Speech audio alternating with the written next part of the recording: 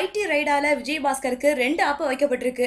ஒன்னு என்னன்னா, ஆர்கே நகர்ல பணப்பட்டுவாடா செஞ்ச விஷயம் அம்பலமாயிருக்கு. இன்னொன்னு, ஜெயலலிதா கிட்டக்க கைரேகை பெற்றதா சாட்சி சொன்ன அரசு டாக்டருக்கு லஞ்சம் கொடுத்ததா சந்தேகம் கிளம்பியிருக்கு. கடந்த வருஷம் அரவக்குறிச்சி, தஞ்சாவூர், திருப்பரங்குன்றம் தொகுதிகள்ல இடைத்தேர்தலுக்கான அதிமுக வேட்பாளர்கள் வேட்புமனு தாக்கல் செஞ்சிருந்தாங்க. அங்கீகரிக்கப்பட்ட அரசியல் கட்சிகளுக்கு தனி சின்னம் வழங்குவதற்கான அத்தாட்சி கடிதமான ஃபார்ம் பி வேட்புமனுவோட சேர்த்து கொடுக்கணும். இப்படி அளிக்கப்பட்ட ஃபார்ம் பி-ல கட்சியின் பொதுச் செயலாளர் ஜெயலலிதாவின் கையெழுத்து இல்ல.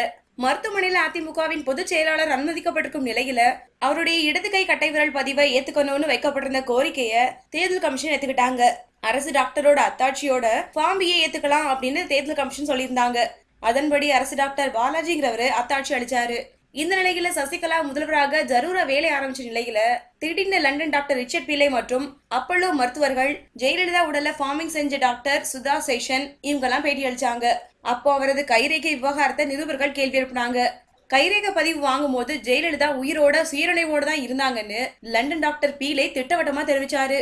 கைரேகை பதிவு செஞ்சது அக்டோபர் 28ஆம் தேதிங்கிற நிலையில அரசு டாக்டருக்கு விஜயபாஸ்கர் உத்தரவின் பேர்ல பணம் கொடுக்கப்பட்டது நவம்பர் 1ஆம் தேதி. இதனால இடைத்தேர்தல் வெற்றிக்காக ஜெயலலிதா கைரேகை அவரது அனுமதியின்றி தப்பா பயன்படுத்தப்பட்டதா கேள்வி எழுந்துச்சு.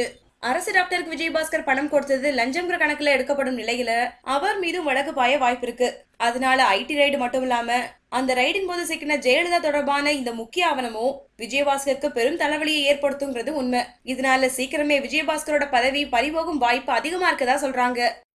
இந்த வீடியோ பிடிச்சிருந்தா லைக் பண்ணுங்க, வீடியோ பத்தின கமெண்ட்ஸ் போஸ்ட் பண்ணுங்க. மேலும் இது போன்ற தகவல் தெரிஞ்சுக்க எங்க சேனலை சப்ஸ்கிரைப் பண்ணுங்க. நன்றி.